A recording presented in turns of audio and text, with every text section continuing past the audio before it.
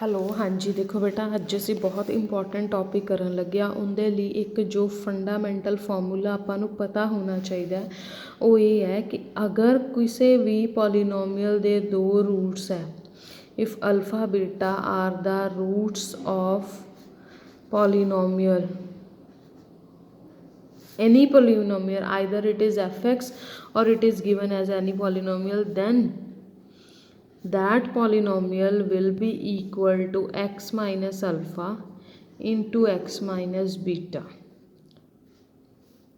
ठीक है, समटाइम्स ਅਸੀਂ ਇੱਥੇ ਇਹ ਲਗਾ ਲੈਂਦੇ ਹਾਂ ਕਿ ਜ਼ਰੂਰੀ ਨਹੀਂ ਹੈ ਕੋਈ ਲੀਡਿੰਗ ਕੋਫੀਸ਼ੀਐਂਟ 1 ਹੋਏਗਾ ਜਾਂ कुछ होर होएगा। अदरवाइज अगर किसी पॉलीनोमियल के रूट्स दिते हुए है दैन उस पॉलीनोमियल नूं की लिखा जाएगा x minus alpha into x minus beta, मतलब उन्होंने एक तरह नाल फैक्टराइज कर देना। जिवें हुण इत्थे मैं लिखा x square minus 3x plus 2, then I can इहदे दो रूट्स है, एक 1 ते एक 2, then I can write these equations at this.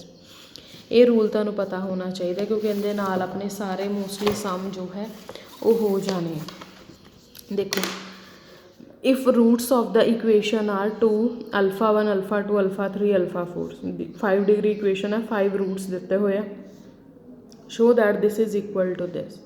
बस थोड़ा जा सॉल्व करना तो अपना आंसर आ जाना। First of all we are given these are the roots, therefore polynomial is equal to x minus first root, x minus second, third, fourth, fifth, all these are।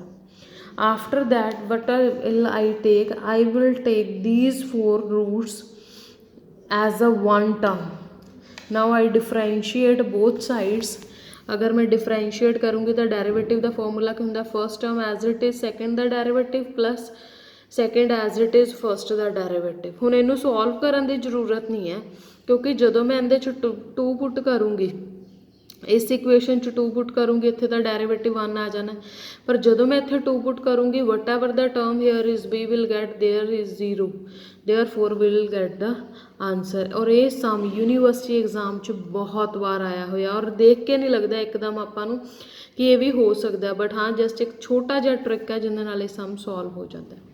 उस तो बाद नैक्सट एग्जाम्पल है, if alpha beta gamma are the roots of this equation then prove that a b c are the roots of this equation. Given है कि अल्फा beta गामा इस equation के रूट है, ना मतलब इस पूरी इक्वेशन की लिखा जा सकता है x minus alpha, x minus beta, x minus gamma.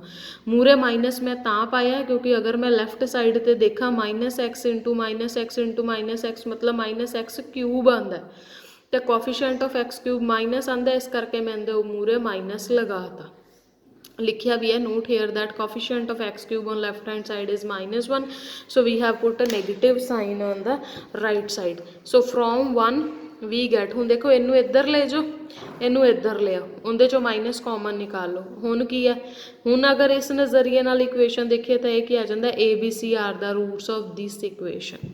अगले वाला तुहानूं ऑलरेडी करवाया होया, नैक्सट वाला आ वाला भी खुद रीड आउट कर लियो, लास्ट वीडियो हो चुका। नेक्स्ट है, if alpha is the root of this equation where p q are any real numbers, show that other 2 roots are equal, sorry other 2 roots are real if this. देखो सब तो पहला cubic equation है, 3 roots इहदे होणगे।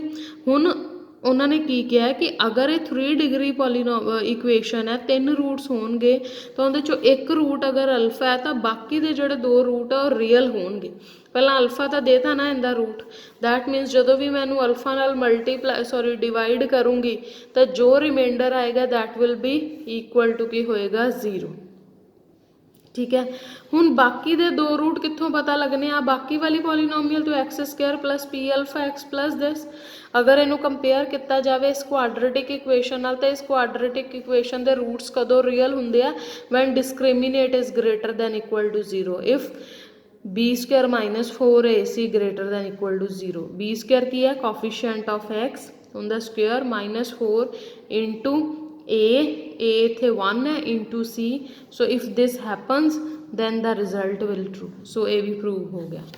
उस तो next example है 2014 च आई हुई है, if alpha alpha 1 alpha 2 alpha n these are the n roots of n degree polynomial equation f x equal to 0, then show that this is equal to this where we are given that f alpha it should not be zero alpha नहीं हो सकता ना, zero F of alpha, क्योंकि नीचे zero होगी तो defined ही नहीं होनी term. Okay, now we are given any n degree term, we will consider f x is equal to a naught plus a one x plus a two x square plus a three x cube so on up to a n x raise to power n. Since alpha 1, alpha 2 and so on up to alpha n, these are the roots of fx equal to 0. Therefore fx is equal to क्या आ गया, x minus first root, x minus second, x minus last root.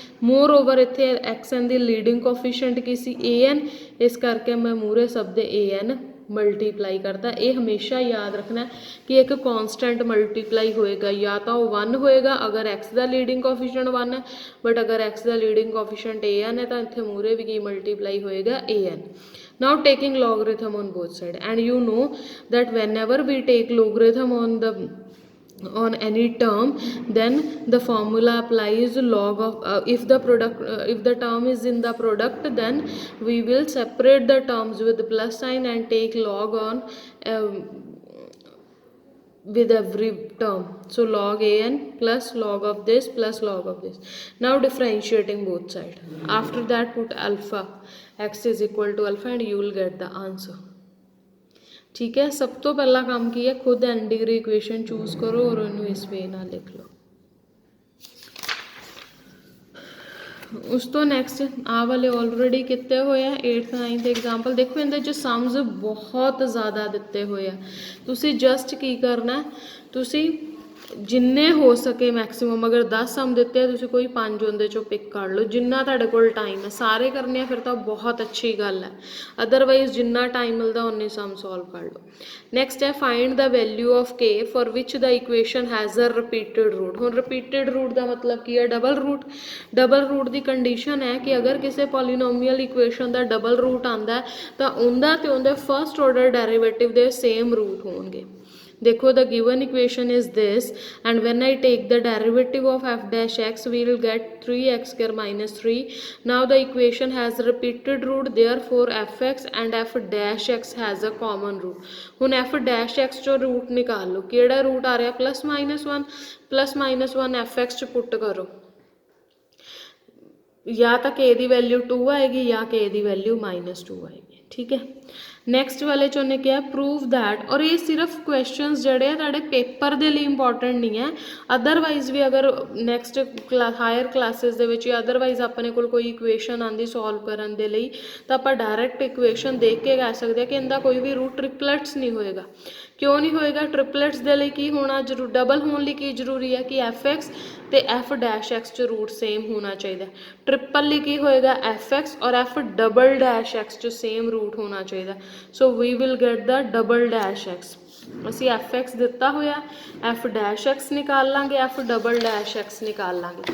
F double dash x नूं solve किया, मेरे को 2 roots आ गए plus -1, but इन्हां चों कोई भी एफ एक्स नूं सैटिस्फाई नहीं करता। दोनों चों किसी नूं भी एफ एक्स पुट करन ते 0 नहीं आती, इहदा मतलब ये दोनों ही रूट है नहीं एफ एक्स के। दैट मीनस एफ एक्स ते एफ डबल डैश एक्स च कोई कॉमन रूट ही है नहीं, इन्ना मतलब फिर उहदे च कोई ट्रिपलेट रूट भी नहीं हैगा। क्लियर है इत्थे तक?